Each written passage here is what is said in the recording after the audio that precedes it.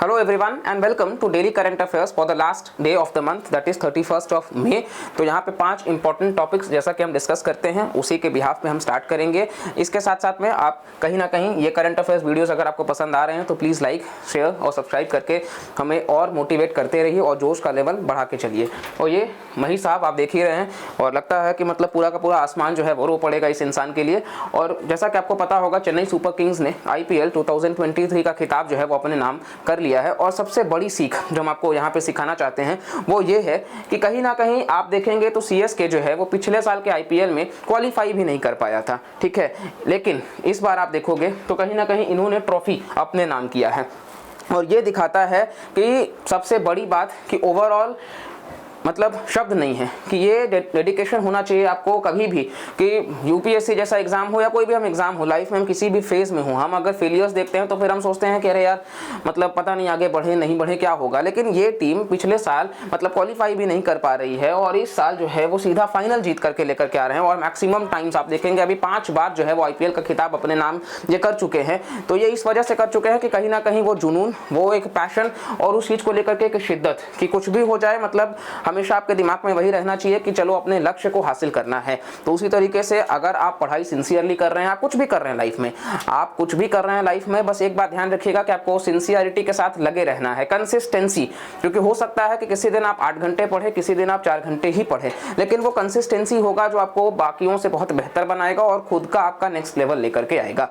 तो बस इस इंसान से इंस्पिरेशन लेने के लिए बहुत कुछ है और बहुत कम बोले तो बस इतना कहना चाहेंगे हमेशा काम रहना सीखिए इनसे। कैसा भी मतलब सिचुएशन हो, एग्जाम हॉल में बैठे हो, सवाल नहीं आता हो तो भी इनकी तरह काम रहिए कि अंतिम बॉल में भी आप छक्का मार सकते हैं। तो ये इस इंसान ने हमेशा सिखाया है और कितने भी बड़े ट्रॉफीज हमने देखे हैं और ये कैप्टन कूल ने हमेशा भारत को दिलाया भी है। और साथ साथ में आप देखोगे तो ये है ये इंसान का जो प्यार है। आप देख रहे हैं भारत के अलग अलग स्टेडियम्स का यहाँ पे हम तस्वीर साझा किए हैं, अहमदाबाद, मुंबई, बेंगलुरु, कोलकाता, दिल्ली और जयपुर, और हर जगह सिर्फ मही मही मही। तो बस ये है कि हाँ आपको उस लेवल पे खुद के लिए भी काम करना है कि इसी तरीके से हर कोई चीयर अप करता रहे। चलिए स्टार्ट करते हैं with the first important topic और ये है बेसिकली डल लेक। तो थाउजेंड्स ऑफ फिश जो है डल लेक में वो मारे गए हैं पिछले कुछ दिनों में और गैम्बूशिया जो है स्पीशीज का वो मेनली अफेक्टेड हुआ है। नाउ डल लेक कहाँ पे है ये इंपॉर्टेंट हो जाता है, श्रीनगर शहर में है जो कि जम्मू एंड कश्मीर का पार्ट है। इसको ज्वेल इन द क्राउन भी कहा जाता है कश्मीर का और लेक ऑफ फ्लावर्स और श्रीनगर ज्वेल भी कहा जाता है। और ये सेकंड लार्जेस्ट लेक है जम्मू एंड कश्मीर का, ये ध्यान रखिएगा। डल लेक जो है वो सेकंड लार्जेस्ट लेक है और इसके साथ साथ ये जम्मू कश्मीर में लाई करता है। इसके अलावा आप देखोगे तो ये जबरवान माउंटेन वैली में लाई करता है जो कि फुट हिल्स में है शंकराचार्य हिल्स के। तो जबरवान माउंटेन रेंज याद रखिएगा और शंकराचार्य हिल्स याद रखिएगा। और ये पार्ट है नेचुरल वेटलैंड का जो कि इंक्लूड करता है फ्लोटिंग गार्डन्स, ठीक है। और जो फ्लोटिंग गार्डन्स है उनको कहा जाता है राड कश्मीरी में, जो कि ब्लॉसम करते हैं लोटस फ्लावर्स के साथ में। ये सिग्निफिकेंट सोर्स है कमर्शियल ऑपरेशंस का, फिशिंग के लिए, वाटर प्लांट हार्वेस्टिंग के लिए। और गंबूसिया जो है ये स्पीशीज जो फिश है इसका हेल्थ डिपार्टमेंट्स इस्तेमाल करते हैं कि डेंगू और मलेरिया को कर्ब करने के लिए, गंबूसिया, ठीक है। आपको ध्यान होगा तो इस साल के प्रीलिम्स में एक वोल्बाशिया मेथड करके आया था जो मलेरिया को कर्ब करने के लिए था, मतलब कहीं ना कहीं मच्छरों को, इन शॉर्ट आप कह सकते हो मस्कीटोज को। तो उसी तरीके से गंबूसिया का भी ध्यान रखिएगा कि डेंगू और मलेरिया को कहीं ना कहीं हेल्थ डिपार्टमेंट्स इस्तेमाल करते हैं उसको कर्ब करने के लिए। और इसको मस्कीटो फिश भी कहा जाता है और ये स्मॉल है जो कि बेसिकली फ्रेश और ब्रैकिश वाटर में पाई जाती है। और ये फीड करते हैं मस्कीटो के लार्वा पे, इसीलिए इनका ही इस्तेमाल किया जाता है वोल्बाशिया मेथड में कि उसको मच्छरों को ये कंज्यूम कर जाते हैं। जू प्लैंक्टन्स पे फीड करते हैं, माइट्स पे, बीटल्स पे, और इनके पास एबिलिटी है कि ये शैलो वाटर बॉडीज में भी सर्वाइव कर सकते हैं। दूसरा हमारा टॉपिक है that is Indus waters treaty. तो यूनियन गवर्नमेंट फ्राइडे इंस्ट्रक्ट करती है ऑफिशियल्स को जम्मू कश्मीर के कि आप स्केल अप करो एफर्ट्स ताकि हम अच्छे से यूटिलाइज कर सकें देश का जो राइट है under the Indus waters treaty, जो कि 3 नदियां फ्लो करती हैं यूटी से, ठीक है। ये आप देख सकते हो इंडस, बाकी झेलम, चेनाब, रवि, ब्यास और सतलुज, ठीक है। तो इसको इंडस वाटर ट्रीटी साइन कब हुआ था? 1960 में। कब? 1960। किसके बीच में? भारत और पाकिस्तान के बीच में। और ये साइन किया गया था for the use of waters of the Indus system of reverse. तो आपको देखने को मिल जाएगा कि किस तरीके से इंडस नदी का जो पानी है उसका इस्तेमाल किया जा सके, उससे जुड़ा हुआ है। और ट्रीटी जो है वो एक्सटेंड करता है मेन रिवर्स इंडस बेसिन का, जैसे कि सतलुज है, ठीक है। इसके अलावा ब्यास और रवि, ये ईस्टर्न रिवर्स जो हैं ये भारत के पक्ष में है, RBS, रवि, ब्यास और सतलुज। और झेलम, चेनाब और इंडस जो वेस्टर्न रिवर्स हैं वो कहीं ना कहीं आपको पाकिस्तान की तरफ से। तो आपको जैसे हम चीफ जस्टिस ऑफ इंडिया याद रखते हैं, आप ऐसे याद रख सकते हो कि चेनाब, झेलम और इंडस पाकिस्तान के पास, ठीक है।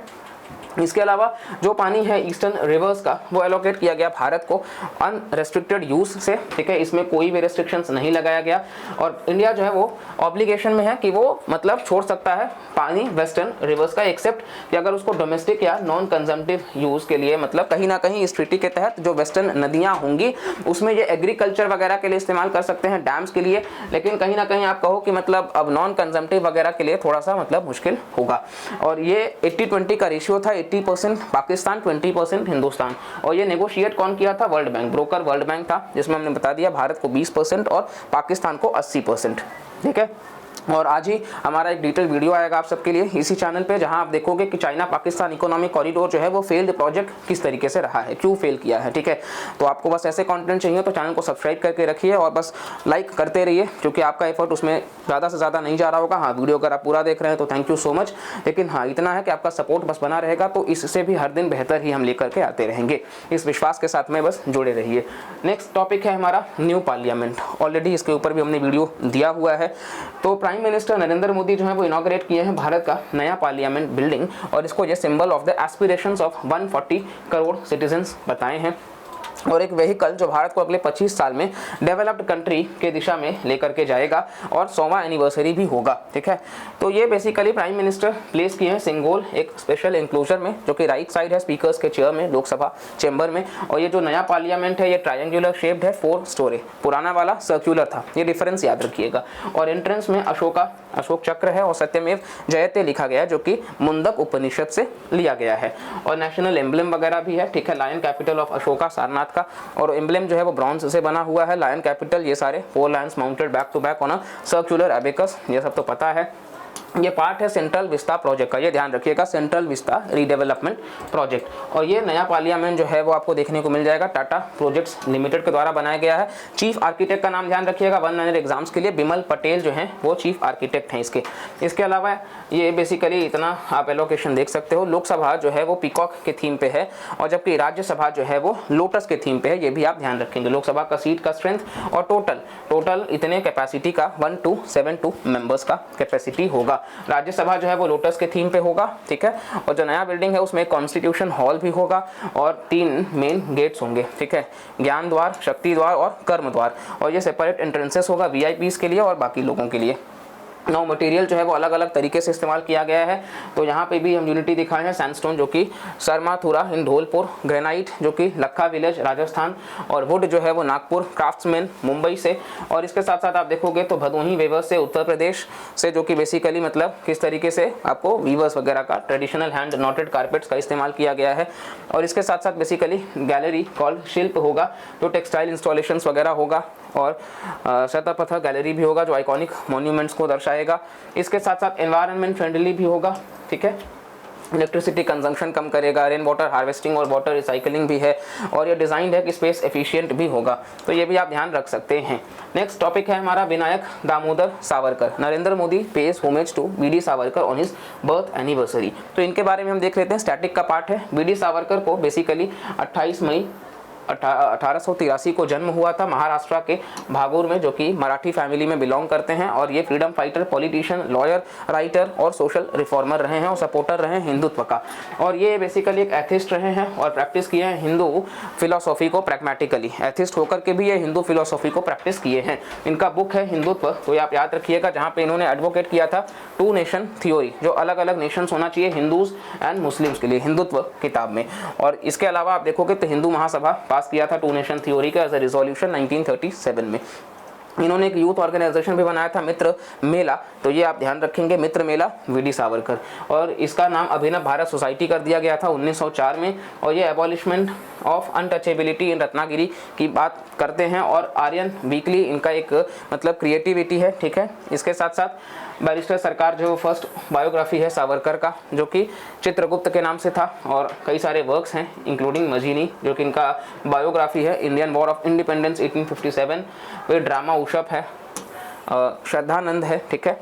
और इसके साथ साथ ये प्रेसिडेंट भी रह चुके हैं हिंदू महासभा का 1937 से 1943 का। इनको अरेस्ट भी किया गया था इस चार्ज में कि मॉर्ले मिंटो रिफॉर्म में बेसिकली रिवॉल्ट करना, और सेंटेंस कर दिया गया था काला पानी के लिए 50 साल के लिए। इसके साथ साथ इनको जेल से छोड़ा गया 1924 में स्ट्रिक्ट कंडीशंस कि ये पार्ट नहीं लेंगे पॉलिटिक्स का फॉर 5 इयर्स।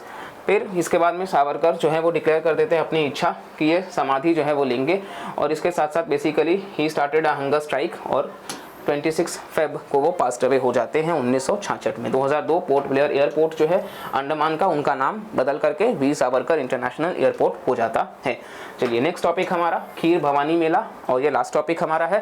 तो लगभग 4,500 जो आप देखेंगे माइग्रेंट पंडित्स वो कश्मीर गए फॉर द एनुअल पिलग्रिमेज। यानी कि सवाल क्या हो सकता है कि खीर भवानी मेला जो है वो किस रीजन से बिलोंग करता है, तो आपको ध्यान रखना है कि ये जम्मू कश्मीर से बिलोंग करता है।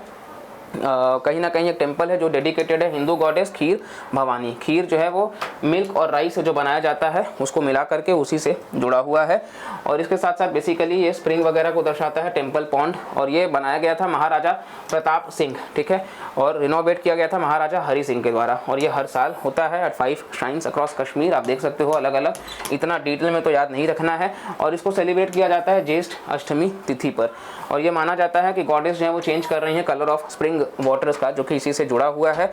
और कहीं ना कहीं आप देखोगे तो मिल्की कलर ऑफ स्प्रिंग जो है वो इंडिकेट करता है peace and prosperity of the state. तो ये हमारा था डेली करंट अफेयर्स से। उम्मीद करते हैं आपको ये वीडियो पसंद आ रहा है। अगर इन्फॉर्मेटिव लग रहा है तो प्लीज़ लाइक करिएगा, चैनल को सब्सक्राइब करिएगा, और हमारे ऐसे ही नए नए कंटेंट के लिए आप जुड़े रहिएगा, और साथ साथ में लोगों को जोड़ते रहिएगा। इस फैमिली को और बड़ा करते हैं, नॉलेज के दायरे को और ज़्यादा बढ़ाते हैं, और बस लग करके कुछ नया करते हैं इस देश के लिए। चलिए मिलते हैं अगले लेक्चर में, तब तक के लिए bye bye, take care and जय हिंद।